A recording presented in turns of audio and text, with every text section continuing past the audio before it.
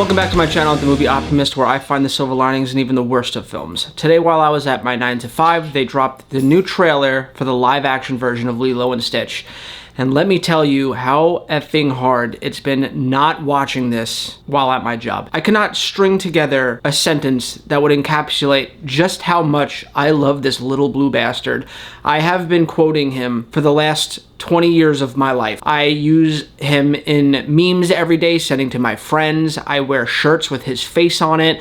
I love this little guy more than life itself, practically. And my dog. My dog definitely has the #1 spot, but Stitch, he has the #2 spot. So when I heard that this live action version was coming, I was really excited. And look, I know that a lot of live action adaptations from Disney have been kind of frowned upon by people. Everyone's wondering, like, why remake it? Why make a live action version? The animated one is just as good. Truth be told, I know a lot of kids that don't want to watch old Disney movies because it's not up to date and current and hip. So I feel like one of the reasons is because Disney is giving these movies a new life with newer generations of kids that don't want to go back and watch old cartoons. And as much as I love animation, and I personally think that animation is just as good, if not better sometimes, than live action stuff, it definitely earns its spot in the realm of cinematic movies. There are a lot of people that look at cartoons like things for kids, whereas in Lilo and Stitch, at the end of the day, it's a story about a girl and her dog, and it is a universal 4-quadrant film that everybody can love. Old people, middle-aged people, young people. It's a movie that has a message that resonates with all people that have family or friends that you truly care about. So I understand why they're turning this into a live-action remake, because maybe they're going to get some more eyes on it. Then I found out that originally they were going to dump this on Disney Plus during the era where Bob Chapek was in charge of Disney because he wanted to mass-produce content for Disney Plus during the pandemic, during COVID, where people couldn't go out to the theaters, which rightfully at the time I understood. But then when Bob Iger came back and fired Bob Chapek because he was, well, steering the ship into a fucking wall. He was like, Stitch is still one of the most watched things on Disney Plus 20 years after the fact that it actually came out. Why would we dump this on Disney Plus? This movie, if we put it in theaters, is going to make us money, and it's not show friends, everybody. It's show business, and they are all in the business of making money. Yes, in order to make money, you have to make good quality product, but clearly Bob Chapek had faith in this, and he forced them to take it out of the Disney Plus catalog and put it back into the movie theaters for people to go and see, which got me so excited because I am such a huge advocate for the movie theaters. Then we started to get a rollout of teases of this movie. They never dropped the full trailer, but they kept dropping like these little like ads with him in it. He was in the Super Bowl running across the field. We got a little 30-second teaser on YouTube of him destroying a sandcastle on the beach, and they started really ramping up for the release of this trailer, and today is the day on my birthday that they dropped this trailer, and I am just deliriously excited to watch it, so let's jump into it right now. We have apprehended a dangerous experiment. Oh god, oh that's like a complete remake of that scene. He took the They look so good. What hideous planet is caught in your crosshairs? Shooting star! I wish for a friend. Like a best friend. Oh yes, I love it. Oh wow, they're like literally just adapting the cartoon to a T. Got it. We promise. Yeah. Down from there. Look like an angel. No. Control him. Hey, what are you doing?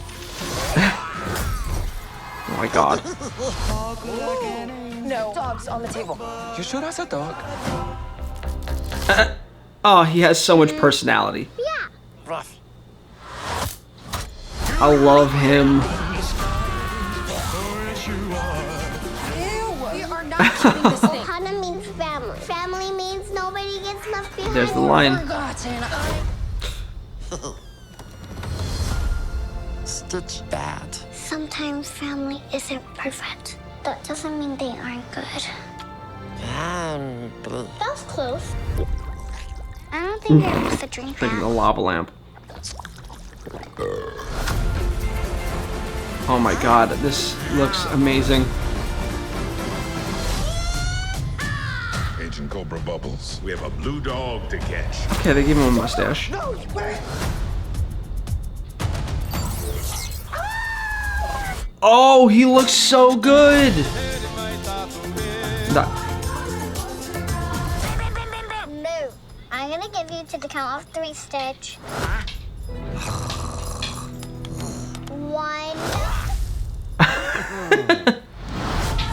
He's perfect. So, right off the bat, I'll say that this trailer, I was a little skeptical, but very excited, but it has firmly won me over. They're clearly just adapting the cartoon. And for people that are like, oh, why remake it if you're just gonna make the exact same thing? I'm gonna go back to what I said before. It's really just to usher in this movie to a new audience that's not gonna go back and watch something that's 15 to 20 plus years old. I'm not sure exactly the time frame, but it's definitely more than 10 years at least.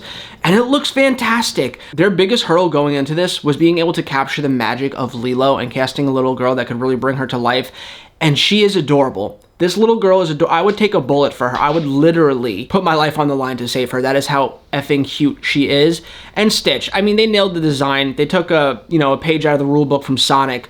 Don't try to adapt it to make it look like a real alien. Just make the cartoon come to life and keep it accurate. And it looks just like that. And they're recreating iconic scenes from the cartoon, like him picking his nose, or him when he first crash lands his spaceship into the ground on Earth and he comes out and there's like the green smoke behind him, or the dude eating his ice cream where the ice cream falls on the floor. Like, you're just getting an adaptation. And based off that principle alone, I am so confident this movie is going to do gangbusters numbers. I would put $100 on this movie making $1 billion, because again, it's a 4-quadrant film. It's not just a kid's movie. It's also a movie about, a pet. It's also a movie about family. It's also a movie about sticking together in rough times. And it's that 4-quadrant picture that's going to bring all audiences to see this. And I think it's going to have immense rewatchability that are going to keep bringing kids back over and over and over to watch it, begging their parents to bring them back. And then on top of that, when it goes to VOD and you're paying $20 for it, that's only going to add to it. And then I think this is going to be a massive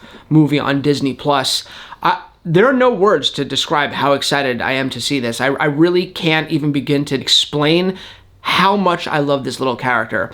Now, the one thing I did notice that they changed is in the cartoon, they had the characters Jumba and Pleakley, and they were a bunch of aliens that would disguise themselves as humans. But the fact that people in Hawaii couldn't tell that this one-eyed alien wearing a sundress was an alien was always a little absurd.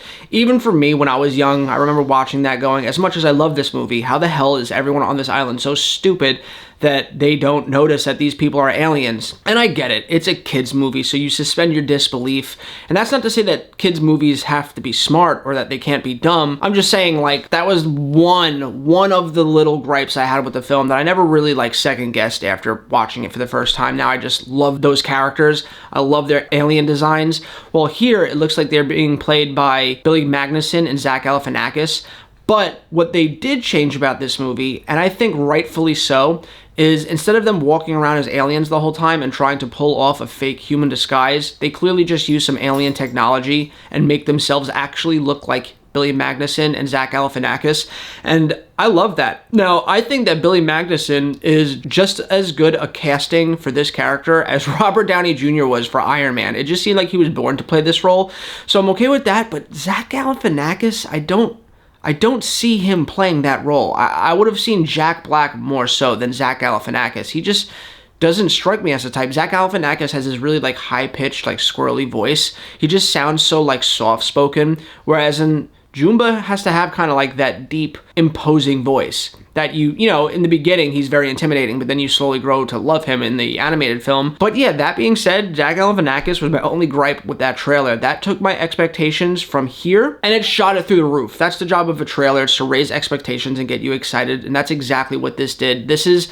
in my top 3 most anticipated films now of 2025. I don't know what you guys think, but this is going to be a huge year for Disney. Not only do they have this, I think this is going to be $1 billion movie. They have Avatar 3 coming out. That's going to be $1 billion movie. And they have Fantastic Four that everyone's excited about. And I think that's going to be at least a $600 to $700 million movie. And there are going to be some producers at Marvel cashing some pretty big checks for themselves this year. It is an embarrassment of riches if you are a Disney fan. We got a great slate lined up for us. I cannot wait for this movie. Anyway, guys, let me know what you guys think in the comments down below. Did this trailer win you over like it won me over? Maybe you watched it and you're just not a fan of the live action remakes and you're not that excited. I'd love to talk about it and have a conversation. Anyway, guys, I hope you have a great rest of your week, and I'll catch you next time.